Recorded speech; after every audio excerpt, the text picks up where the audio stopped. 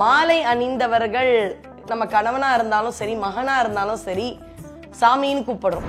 கடவுள் அருள் இல்லைன்னா நம்மளால எதுவுமே பண்ண முடியாது. அவன் அருளாலே அவன் தாழ் வணங்கி, முருகா உன்கிட்ட நான் என்னை அப்படியே ஒப்படைச்சிட்டு நிம்மதியா இருக்கேன், நீ என்னை பார்த்துக்கோ, நான் உன்னை பார்த்துக்கிறேன் அப்படின்ற ஒரு டீல் போட்டோம்னா முருகப்பெருமான் கண்டிப்பாக சர்வ நிச்சயமாக நம்மை கைவிடவே மாட்டான். தீபஜோதியில் இல்லங்களிலும் உள்ளங்களிலும் பவித்திரம் பரவட்டும். மாலை போடுறத பத்தியும் அடியேன்னு சொல்லியிருந்தேன். 21 நாட்கள், அது தைப்பூசம் அன்று உங்களுடைய விரதத்தை நிறைவு பண்ணி அடுத்த நாள் அந்த மாலையை பூஜை பண்ணிட்டு, நம்ம எப்படி ஐயப்பனுக்கு மாலை போட்டா எடுப்போமோ அது மாதிரி, இப்ப ஐயப்பனுக்கு மாலை அப்படின்னு சொல்லும்பொழுது ரொம்பவே பக்தி ஸ்ரத்தையா இருக்கும் இல்லையா? வீட்லயே ஐயப்பன் வரா மாதிரி மாலை அணிந்தவர்கள் நம்ம கணவனா இருந்தாலும் சரி, மகனா இருந்தாலும் சரி, சாமின்னு கூப்பிடுறோம். அதற்கான அத்தனை மரியாதையும் இருக்கணும். என்ன முருகன்னு சொல்லும் பொழுது நம்ம முருகன் தானே நினைக்கிறோம், மாற்று கருத்தே இல்லை. அவன் குழந்தை தெய்வம், சேய் கடவுள் தானே நம்ம முருகன். அதனால அவன் கிட்ட ஆசை இருக்கலாம், அன்பு இருக்கலாம்.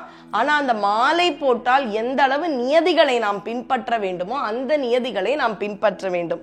அதனால தாயார் கையால் மாலை போடலாம், இல்ல பெரியவங்க யாராவது இருந்தா அவங்க கையால் மாலை அணிந்து கொள்ளலாம், அல்லது கோயிலுக்கு சென்று அர்ச்சகர்கள் யார்கிட்டயாவது கூட மாலையை போட்டுக்கலாம்.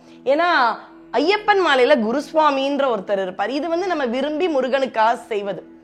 அதே மாதிரி மாலை கட்டும் பொழுது பொதுவா யார் அந்த மாலையை அணிவிக்கிறார்களோ அவர்களே அதை எடுக்கணும் அப்படின்றது முறை. ஆனா அது இல்லை, ஏன்னா நான் எந்த மாலையை போட்டாரோ அந்த அர்ச்சகர் இப்ப முறை இல்லை, அவர் எங்கேயோ ஊருக்கு போயிருக்கார்.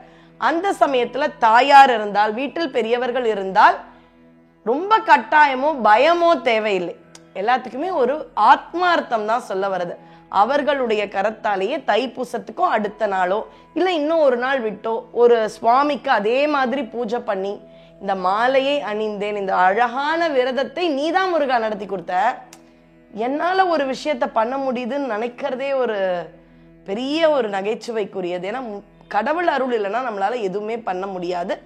அவன் அருளாலே அவன் தாழ் வணங்கி.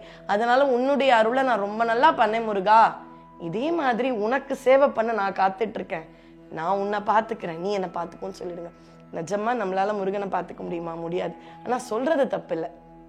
நீ என்ன பார்த்துக்கோன்னு சொல்லிட்டா முருகன் நம்மை பார்த்து கொள்வானா? அது கண்டிப்பா முடியும். இததான் நாவுக்கரசர் ரொம்ப அழகா சொல்றாரு. தன் கடன் அடியேனையும் தாங்குதல் என் கடன் பணி செய்து கிடப்பது. முருகா உன்கிட்ட நான் என்னை அப்படியே ஒப்படைச்சிட்டு நிம்மதியா இருக்கேன், நீ என்னை பார்த்துக்கோ, நான் உன்னை பார்த்துக்கிறேன் அப்படின்ற ஒரு டீல் போட்டோம்னா முருகப்பெருமான் கண்டிப்பாக சர்வ நிச்சயமாக நம்மை கைவிடவே மாட்டான். அவனை பற்றிய இன்னும் பல செய்திகளோடு அடியேன் உங்களை சந்திக்கின்றேன். நன்றி, வணக்கம். தீபஜோதியில் இல்லங்களிலும் உள்ளங்களிலும் பவித்திரம் பரவட்டும்.